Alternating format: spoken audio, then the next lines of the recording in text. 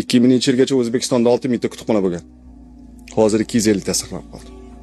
Ya'ni eng yomon holatimiz nima bilasizmi? Ota-onasi o'lgandan xursand bo'lyapti-da, kitoblarni qog'ozini tashlab beryapti. Ilmni xor qilish. Ilmni xor qilib qanaqa qilib yuksalish mumkin? Bo'lmaydi. Kitobida yozib qo'ydi. Xafa bo'lmanglar, bular juda kuchli gaplar. Bular osonlik bilan olmadi. Qog'ozning narxini oshganini tualet qog'ozidan bilgan insonlar o'ylayvering, ular qayeri bilan o'ylashini. Nima millat kerak? Kitob sotib o'tiraman-da, qarang. Bir kuni 30 ming so'mlik kitob sotdim. 30 ming. Mana agar baklashga tersam ko'proq pul topaman. Vagonga chiqsam ko'proq pul topaman.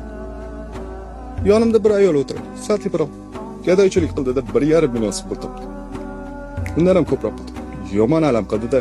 Nima bilasizmi? Degan buni ham keltirib bergan, hammasi kitoblarda yozilgan. Degan aytadi. İnsanlar nima uchun donishmandlarga pul bermaydilar u?